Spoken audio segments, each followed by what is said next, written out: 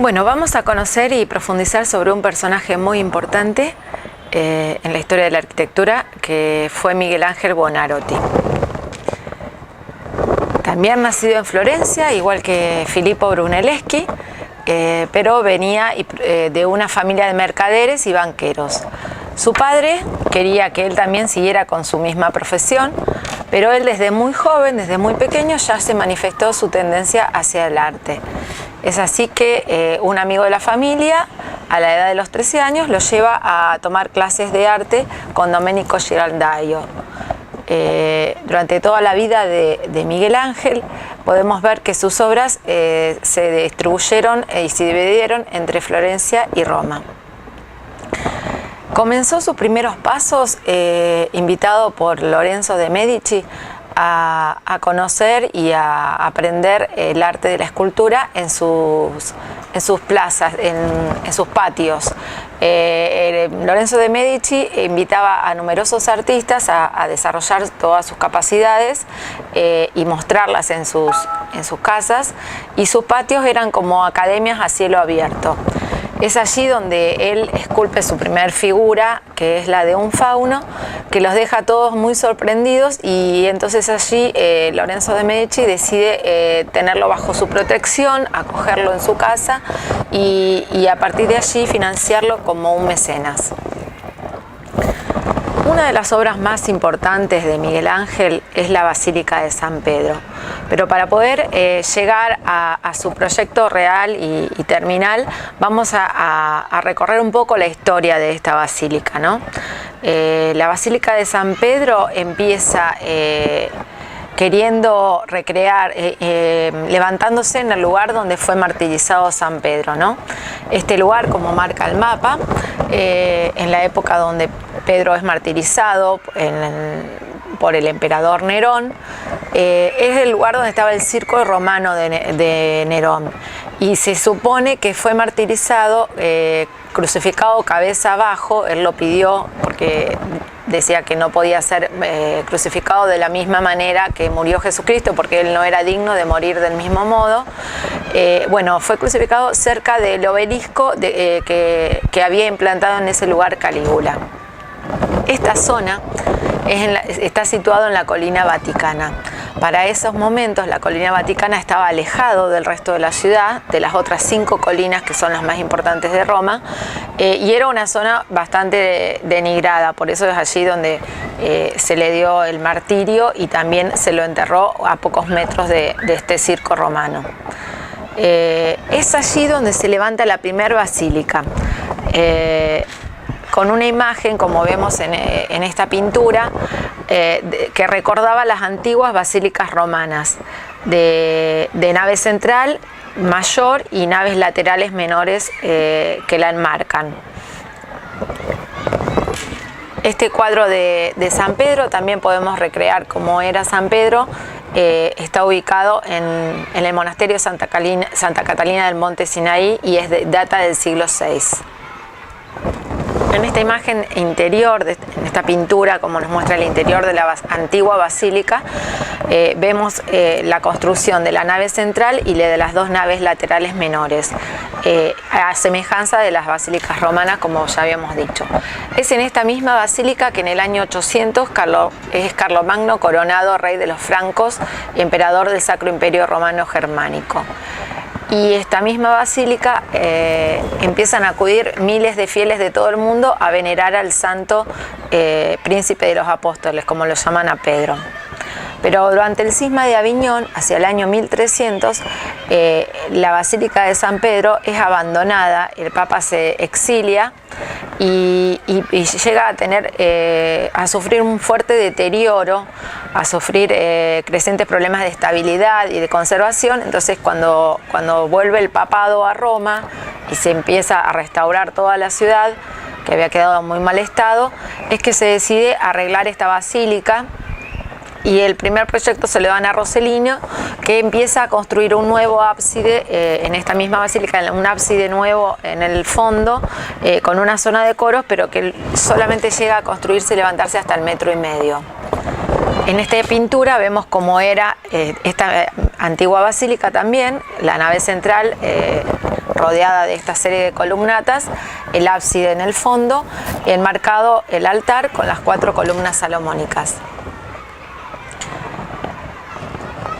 Para el año 1500 alrededor es que se le encarga el nuevo proyecto totalmente nuevo sobre el mismo terreno al arquitecto Bramante. Este proyecto de Bramante es de planta de cruz griega, planta centralizada o radial, donde se jerarquiza el centro con una gran cúpula y se enmarca con 4 cupulines menores, más pequeños, alrededor, y 4 torres que marcan bien el vértice del cuadrado donde está enmarcado todo el proyecto. En unas monedas que se imprimió en esa época se puede apreciar también cómo sería la fachada de este proyecto de Bramante. Se lo llamó el maestro ruinante porque era el maestro de las ruinas, de lo que había quedado de la antigua basílica. Luego de Bramante se empezó una discusión si se tenía que conservar esta planta de cruz griega y centralizada o volver a la planta de cruz latina y longitudinal, que ya en el Concilio de Trento la tendencia fue querer volver a esa antigua forma como se construían anteriormente en el medioevo las iglesias. Entonces se presenta el proyecto de Rafael, donde de la idea original de Bramante la estira hacia adelante, estira las 3 naves hacia adelante, una centralizada y las 2 laterales, con un atrio bastante importante. Y posterior al proyecto de Rafael está el de San Galo, en el cual vuelve a la planta centralizada y radializada. Pero cuando le encargan a Miguel Ángel el proyecto de la basílica, hacia el año 1546, Miguel Ángel vuelve también a la idea de Bramante y de San Galo, de planta centralizada y cruz griega, pero limpiando todo el interior. O sea, para poder engrosar bien el sostén de la cúpula, fortalece muchísimo los 4 machones, las 4 columnas interiores, y despeja y limpia toda la circulación alrededor de estas columnas, y los ábsides los suaviza, los hace más redondeados, no los hace tan marcados los ábsides de los laterales exteriores.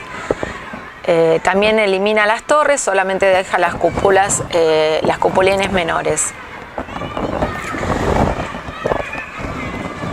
Como habíamos dicho antes, luego del Concilio de Trento es que la Iglesia adopta formalmente la planta de cruz latina para todas las iglesias. Entonces a este proyecto de Miguel Ángel es que Carlos Maderno también lo prolonga hacia adelante, tanto la nave central como las laterales, y lo remata con una gran fachada que sobrepasa los límites propios de la iglesia.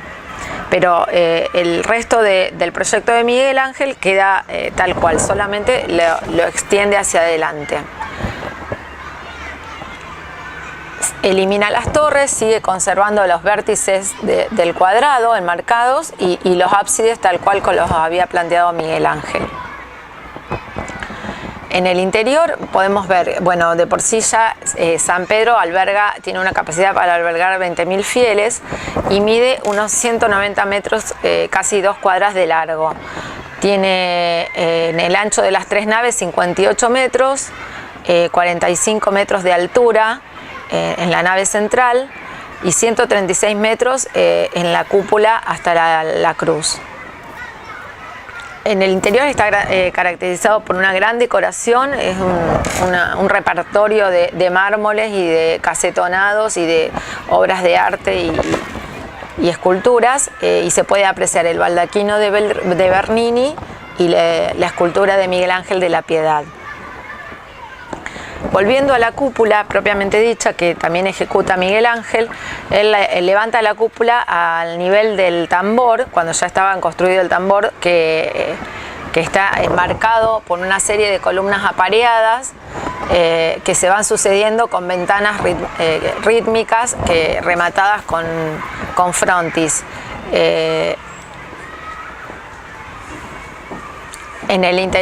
esta cúpula, como puede apreciarse también en el interior, sigue la misma idea de Brunelleschi, de doble casquete, una cúpula interior y otra cúpula exterior. Tiene una medida de 42,56 metros, muy similar al ancho de la de Brunelleschi, 136 metros de altura y 17 metros más con el cupulín. Esta cúpula sirvió de inspiración para la cúpula de San Pablo en Londres, o la neoclásica la de los Inválidos en París, o la neoclásica del Capitolio en Washington. Volviendo a la fachada de Maderno, que sobrepasaba los límites de la planta interior de la basílica, podemos ver un gran basamento enmarcado con columnas corintias, donde en la parte inferior tiene 5 aberturas en las cuales se accede a la basílica, y en sus extremos tiene unas gran arcadas donde te conducen a patios interiores, pero no conducen al interior de la basílica, porque, como habíamos dicho antes, la fachada sobrepasa los límites del edificio. Esta gran fachada también tiene en su nivel superior una serie de ventanas con 3 balcones, donde la central, donde se ubica el eje, es la ventana donde en momentos muy especiales, como en la Pascua o en la Navidad, o cuando es elegido un nuevo papa, el papa sale a saludar al pueblo y a hacer su saludo Urbi et Orbi.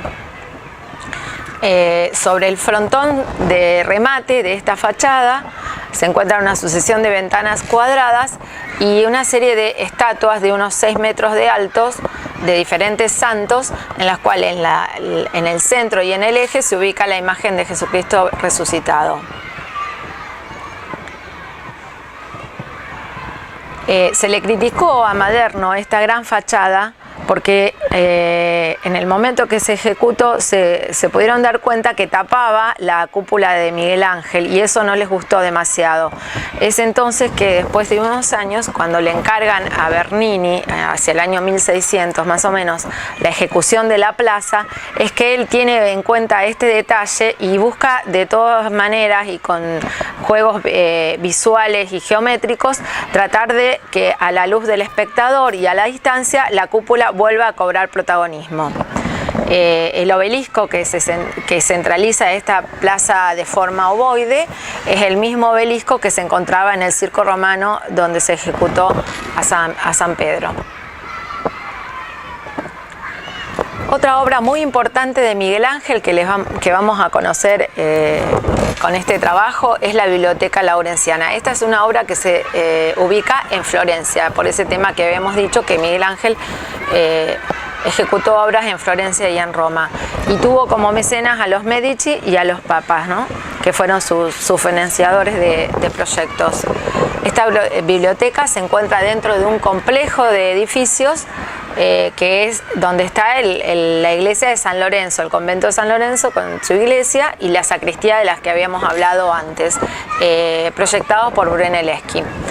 Esta biblioteca tiene el desafío de unir 2 ambientes, el ambiente de la sala de lectura y el ambiente del hall, con muy diferentes alturas.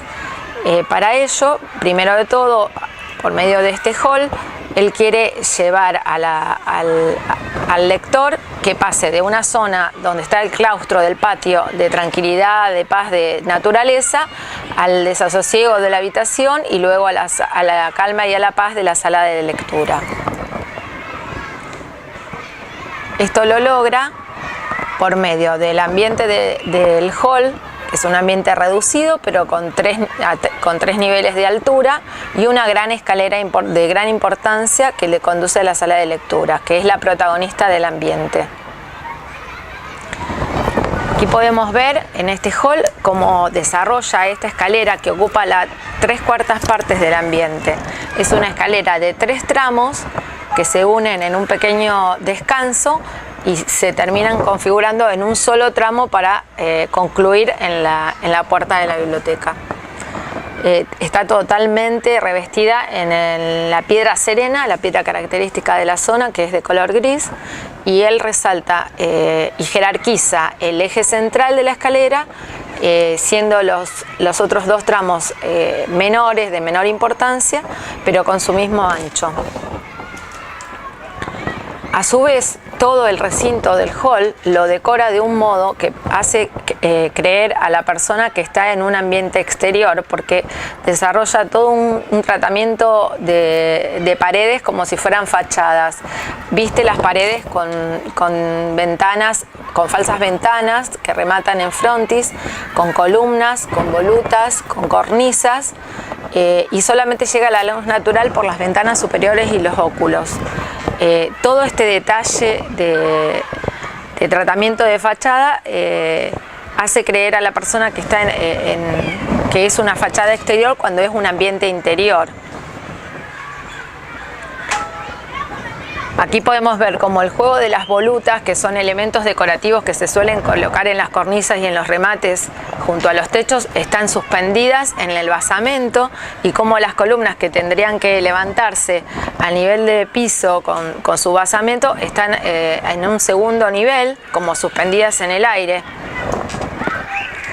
Así todo este juego que logra en la fachada, que es un popurrí de despliegue de elementos clásicos, pero colocados y trabajados de un modo inesperado y diferente, te llevan luego a entrar a la sala de lectura, donde es un ambiente más relajado, de más calma y de más paz, donde la situación de los elementos constructivos es más rítmica, más ordenada y más predecible.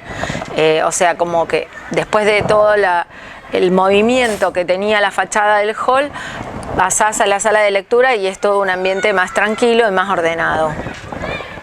Y la segunda sala de lectura circular la sigue decorando con los elementos clásicos de columnas corintias, de frontis y de ventanamientos, pero enfatizando solamente como un decorativo. Él estuvo en la total construcción de esta biblioteca y en todos los detalles, hasta el diseño de los muebles. Pero en el momento que se culmina y se inaugura, él ya no pudo verlo, ya no estaba. Y una obra que también nos dejó como legado en la ciudad de Roma es la Plaza del Campidoglio. En esta obra él pone todo su despliegue como urbanista.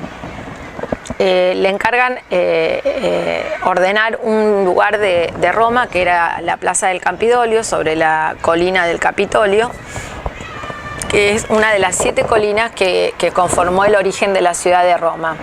Esta colina capitolina se dice que para el año 390 a.C. fue la única que no fue arrasada por los bárbaros, que quedó sin tocar. Pero luego se fue denigrando. Primero empezó siendo un lugar con construcciones típicas de la ciudad del Imperio Romano, sobre todo construcciones religiosas. Estaba el templo de Venus, el de Júpiter, el de Marte, de Virtus, el de Juno, Volcano. Pero luego esos formaron parte de vestigios y de ruinas que se fueron enterrando, y esta colina quedó totalmente abandonada. Para el año 1144 más o menos, luego de resistencias y luchas civiles y algunos enfrentamientos, es que se instala allí el palacio de un senador, dándole la espalda a los foros romanos que estaban, por supuesto, atrás suyo, ¿no? Allí este senador construye su palacio, como puede verse en esta imagen muy antigua, dándole la espalda a los foros, mirando hacia el otro sentido de la ciudad, ¿no? Al lado se ve ya también la antigua capilla de Santa Coeli, con una escalinata, y la plaza totalmente desierta y despejada. Para el año 1400 más o menos se instala en esta misma plaza, al lado del Palacio del Senador, el Palacio de los Conservadores. Pero sigue siendo una plaza y un lugar abandonado, sin mucha importancia, donde solamente se lo usaban para algunos actos eventuales, y es allí cuando le encargan a Miguel Ángel que la ordene, que la jerarquice, y que le dé un sentido urbanístico, que se gane un lugar urbanístico para la ciudad. Entonces es allí cuando él interviene y genera una imagen de plaza donde ordena los edificios existentes, levanta un edificio nuevo enfrente del Palacio de los Conservadores, juega con las alturas, al estar ubicado en una colina, en una zona alta, hace llegar hacia esta plaza se puede acceder por medio de una escalinata que se llama cordonata y ordena los edificios laterales en forma de edificios gemelos, simétricos. Toda esta plaza la ordena en base a una figura elíptica. Los edificios, estos gemelos y enfrentados, están siendo laterales, conformando la forma de los laterales de un trapecio, y el edificio del fondo, el Palacio de los Senadores. Esta tendencia geométrica que instala en el piso, por medio del eje donde coloca la estrella y juega un dibujo con los colores monocromáticos del piso, instala la estatua de Marco Aurelio, haciendo recordar a esta Roma que fue la capital del mundo y el Imperio Romano, con la figura de Marco Aurelio, recordando que era el centro cosmológico del momento. La cordonata es una rampa, la cual elabora para llegar a esta plaza, que es una rampa escalonada. Para esta época se utilizaba mucho este estilo de rampas para llegar a los lugares a caballo. Eran de mucha dimensión a lo ancho para poder ingresar cómodamente. Y bueno, se va ascendiendo en una forma suave hasta llegar al lado más corto de este trapecio, que está al lado más corto de este trapecio, que está justo enmarcado por las estatuas de Castor y de Pólux.